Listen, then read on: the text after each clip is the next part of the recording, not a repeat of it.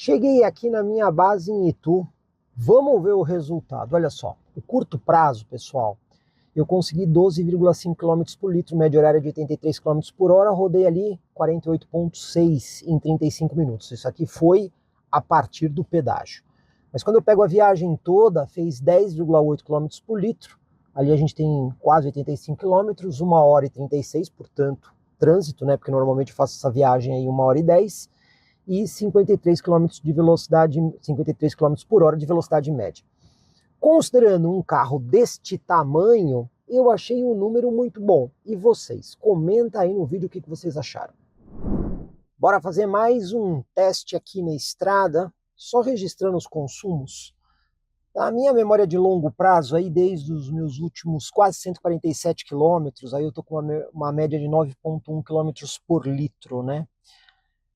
E quando a gente pega aí a memória de curto prazo, aí eu tenho 62 km com 7,5. O que eu vou fazer agora? Eu vou zerar de curto prazo, aqui.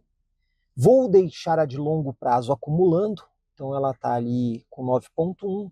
Só que agora eu vou fazer um trecho de estrada, porém o carro está aqui no modo all-road. Eu vou andar de forma bastante parcimoniosa, mas a dúvida aqui é saber se o modo all-road vai gastar muito mais combustível do que o trecho que eu fiz aí de São Paulo para Itu, no modo Efficiency, que a gente conseguiu aí uma média de quase 13 km por litro.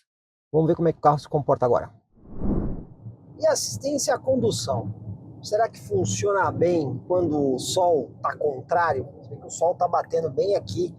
E às vezes a gente sabe que tem carros que quando tem esse tipo de situação, o sistema começa a se perder, principalmente na centralização de faixa. Bom, eu estou com todo o sistema ativo aqui, estou inclusive na tela de assistência. Você está vendo aí que ele está virtualizando direitinho os caminhões. Olha. Vou passar por um caminhão agora, olha aí na tela, aí na frente. Identificando certinho o caminhão. E centralizando o carro na faixa. Aqui, ó. O volante, você percebe que ele ficou um pouquinho mais firme, né? Quando você força ele para fora da faixa, você percebe que ele suavemente vem para dentro da faixa, olha lá. Ele faz um movimento muito suave.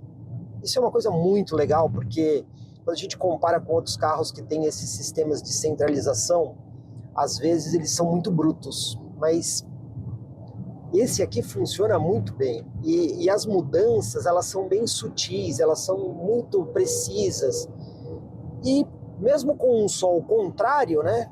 Tá vendo bem aqui na minha cara, é um sol aqui bem forte, então quer dizer, ele tá pegando na câmera dianteira, mas não está interferindo em absolutamente nada no sistema de assistência à condução. Tudo funciona perfeitamente. Mesmo quando você não está utilizando o controle de cruzeiro adaptativo, os sistemas de assistência continuam funcionando, né? E um bem interessante é quando você está muito próximo do carro à sua frente. Quer ver só? Olha só, ele dá uma indicação falando para você, olha, você está muito perto. Então ele faz a indicação aqui na parte de baixo do painel e se você estiver na tela da assistência, ele coloca aquelas setinhas vermelhas dizendo aumenta a distância para você ter segurança. Então a gente vê que os sistemas de assistência aqui eles são muito interativos e as formas como eles são sinalizados para o motorista fica fácil de entender, né? Bora conferir o resultado desse trecho aí que a gente fez no modo all-road. Olha só, 11,2 km por litro, um pouquinho mais que 39 km, né? 82 km por hora de velocidade média em 28 minutos. Quando a gente pega o acumuladão, aí nós temos 9,5 km por litro. Você vê que o modo de eficiência do carro efetivamente funciona, né? Bom, o que eu vou fazer agora? Vamos zerar aqui a nossa memória de curto prazo, que agora está na hora da gente fazer aí o teste de aceleração. Mas antes da gente ir para o modo de aceleração, quero só dar uma dica aqui para vocês, pessoal, porque quando você usa aqui o Drive Select, aqui, para mudar para o modo Dynamic, tá vendo aqui, modo Dynamic, ele abaixa o carro, ele coloca o carro numa suspensão um pouco mais baixa. Outra coisa também que eu quero mostrar para vocês é que através da tela da central multimídia, a gente pode, por exemplo, no Virtual Cockpit aqui, colocar modos mais esportivos. Olha a diferença aí, a gente tem esse aqui, com essa visão, que a gente pode alternar aqui entre o contagiros e ali do lado. E tem mais uma outra imagem, que é essa daqui, ó. Tá vendo? Você vai ter o contagiro, vai ter ali o velocímetro. Eu, particularmente, acho essa outra aqui mais bonita. Inclusive, eu vou usar essa daqui para fazer aí a nossa aceleração de 0 a 100. Então, vamos lá. O carro já está aqui no modo Dynamic, painel Sport, ar-condicionado desligado. Inclusive, desliguei até mesmo o start-stop do carro. Largadinha, estolada, e vamos ver o que vai acontecer aqui, ó. Acelerador saindo. Não escorrega nada por conta da tração 4. E olha aí, fez o 0 a 100 em 6.04. Eu achei muito bom. E será que muda muito o 0 a 100? Agora eu passei o carro para o modo Efficiency. A gente consegue ver aqui no painel. E o ar-condicionado está ligado, ainda que esteja no modo Eco. Vamos ver como é que o carro se comporta agora. Então vamos lá, largadinha estolada também. Acelerador saindo.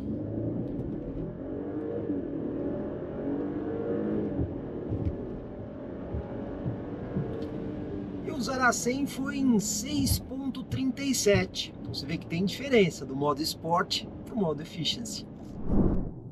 Agora vamos lá para a nossa aferição, né? De velocidade aferida versus amostrada. Inclusive vou mudar aqui o formato do painel, olha só. No painel, deixa eu estabilizar aqui 120 por hora.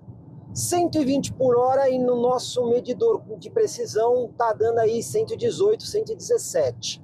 Então você percebe aqui que tem um pouco de diferença. Vou usar até o controle de cruzeiro adaptativo aqui para ficar bem preciso no 120. Bom, 120 agora, e na nossa medição de precisão ali está oscilando 117, 116. Então você pode ver que tem sim aqui um pouco de erro entre o que está sendo mostrado e o que está sendo medido. Agora vamos fazer essa medição aqui a 100 por hora. Deixa eu estabilizar o carro aqui em 100. Estou aqui numa subida, está um pouquinho difícil acertar a velocidade. Agora 100 por hora. Aí, ali a gente tem 99. Então é um erro relativamente pequeno. A gente já pegou carros com erros maiores. Aproveitar aqui o uso do modo Sport, né? Até para ver a diferença de consumo. Fazer uma retomada aqui 80, 120. Vamos lá. Estou aqui numa ligeira subidinha, reduzindo aqui 80 por hora, pisando tudo. Olha aí. 100, 120, 130. É muito rápido. Você percebe que o carro tem um excelente desempenho, o câmbio responde muito bem, e mesmo sendo um veículo de porte avantajado, né, que é o Q8, não falta desempenho aqui no conjunto não. Bem divertido. E ainda tem os pedal shifts aqui, ó. Se você quiser brincar um pouco mais, você pode usar aqui o pedal shift, inclusive com esse contagir aqui bem no meio da tela. Olha como fica legal. Fica bem fácil ver aí o giro que você está utilizando e tirar tudo do carro, né? E aí, depois de brincar com o carro em modo Sport por 13,5 km, qual que é a média de consumo aqui? 5,7 km por litro. Aí vale aquela máxima, né? Cavalo anda, cavalo bebe. Mas anda bem, né? Então não tem problema beber mais porque anda bem. De toda forma, a gente percebe que consumo é muito relativo. Depende de como você está usando o veículo. Se é uma condição esportiva, se é uma condição normal, se é uma condição econômica. A gente vê aqui que praticamente muda 50% o consumo do carro. Para o teste do farol do Q8 e-tron, eu vou fazer uma mudança. Aliás, essa mudança será adotada daqui para frente nos próximos testes no canal. Eu vou começar a colocar a câmera aqui dentro do carro, na mesma posição de visão do motorista. Porque a gente sempre colocava a câmera fora do carro. E às vezes a imagem que você tem fora do carro não é exatamente a mesma que você tem dentro do carro. Então, a gente, para não ter essa divergência de informação, a câmera vai ficar aqui dentro agora e vamos executar o teste aqui do Q8 e-tron. Então vamos lá, começando com o carro desligado. Vamos executar a partida aqui. Ó, o carro já faz um check de farol, como vocês estão vendo, ele abaixa todo o farol e levanta o farol justamente para a gente conseguir ter aí o ajuste do nível de altura. Aí nós temos aqui o farol baixo, que não tem controle de altura, porque esse controle de altura é automático. A gente tem aqui uma outra função, que é o farol auxiliar aqui, que é digamos, o farol de neblina. Você pode ver que ele tem um acendimento progressivo, e se a gente olhar aí tanto do lado esquerdo quanto do lado direito, a gente consegue ver que ele abre bem o facho, né? Para quem fala que farol auxiliar não faz diferença, faz uma tremenda diferença. E aí vamos ver o farol alto. O farol alto desse carro é excepcional. Você consegue ver que não existe área de sombra entre o farol baixo e o farol alto. Aliás, o farol alto até é um pouquinho mais intenso que o farol baixo. A gente consegue ver isso muito bem quando a gente liga o farol alto e percebe a intensidade na parte superior. E com todo o conjunto aceso, inclusive o farol auxiliar, a iluminação é sensacional. Mas agora vamos ver dirigindo como é que isso tudo funciona. Bora testar aqui o farol na prática. Vamos dar a partida com o carro numa rua. Novamente o cheque de altura automático do farol. Inclusive, pessoal, é importante observar da gente colocar aqui o farol no modo automático. E também o farol alto no modo automático, quando aparece essa luzinha branca aqui do lado, para ele poder utilizar aí o sistema matricial e fazer toda a gestão de facho. Então a gente sabe que o sistema matricial começa a funcionar quando aquele iconezinho branco com a palavra alto ali no painel, ele muda para azul. Aí o sistema está funcionando de maneira automática. Por enquanto, apenas o farol baixo ligado. E a gente percebe que o farol se destaca muito bem aí da iluminação de rua, né? Ele tem uma ótima iluminação, ó. A gente está chegando aqui na luz. Você vê que o farol se sobrepõe à iluminação de rua. É realmente muito bom. Não existem áreas de sombra. Ele consegue fazer uma iluminação aí excelente. A iluminação é bem distribuída. A gente não vê assim manchas no farol, né? Que às vezes tem alguns carros que você percebe que ele ilumina mais em um ponto, ilumina menos no outro. Aqui, ó, um pouquinho mais escuro essa parte aqui. A gente vê bem aí o destaque da iluminação do farol do carro. Então nessa área aqui urbana, que tem iluminação parcial, né? Uma iluminação bem mais ou menos, mas tem. A gente pode afirmar que aqui o farol funciona muito bem. Aproveitar também para a gente demonstrar um pouco aqui do funcionamento do Night Vision que esse carro oferece, né? A gente está com as duas imagens aí, tem a imagem da câmera mostrando a via e tem aqui no painel a imagem do Night Vision, que na verdade é uma câmera infravermelha que, de acordo com a assinatura de calor dos objetos, ela coloca mais claro aqui na tela. E aí uma curiosidade, né? Vocês percebem aí que o chão, em alguns momentos, é mais claro do que as laterais, principalmente quando a gente compara com a vegetação, com as plantas, né? Por quê? Porque o asfalto passou o dia inteiro recebendo aí sol, e aí ele está mais quente. E aí a câmera infravermelha consegue mostrar isso aí com muita precisão. A outra coisa legal, quando a gente olha nos carros, né? Você percebe, ó, o Night Vision identificando pessoas ali e colocando em amarelo as pessoas. Então isso aí é muito legal porque ele consegue fazer essa identificação e mostrar as pessoas no vídeo de forma muito mais clara. Agora vamos pegar a estrada. Aqui primeiro é uma área semi-urbana. Olha aí, tem uma moto aqui na minha frente. Olha aí como a assinatura de calor da moto se destaca aí no vídeo de infravermelho, né? Tem a moto e o carro.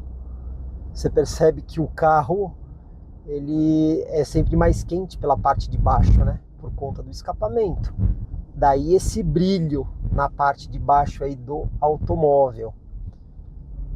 Então a gente vê que o Night Vision funciona muito bem. Quer dizer, a câmera superior aí que a gente tem, a do farol, uma qualidade excepcional. E o Night Vision também, mostrando tudo que está acontecendo aí na frente. Agora eu vou pegar a estrada sem nenhuma iluminação. Vamos ver se o farol matricial começa a funcionar e vamos comparando, né, a imagem do Night Vision com a imagem, ó, o farol matricial já começou a funcionar. Você pode ver que o íconezinho aqui embaixo já está azul. Olha aí, ele abrindo lá no meio, lá na frente. Olha lá, ele acende e apaga. Por quê? Porque ele tá percebendo carros lá no fluxo contrário. Então ele não liga o farol nesse ponto justamente para não ofuscar os carros que vêm lá na frente no fluxo contrário. Porém, nas laterais, aqui do lado direito, você percebe que as placas estão mais iluminadas por conta do sistema matricial. Funciona muito bem o conjunto, né? Ter aqui o Night Vision mais o farol matricial, olha, é difícil do motorista errar o caminho ou não enxergar alguma coisa, porque com essas duas tecnologias aqui, você tem tudo que você precisa para enxergar em qualquer situação. Agora, olha, a gente já não tem mais o trânsito contrário, então você consegue ver aqui na lateral esquerda que o farol está iluminando aqui o morro da estrada. Então o farol alto está iluminando o morro, porém lá na frente ele não ilumina porque tem trânsito. Então ele está fazendo um recorte. E o Night Vision aqui vendo perfeitamente os veículos da via, né? O conjunto é muito eficiente mesmo, das duas funções.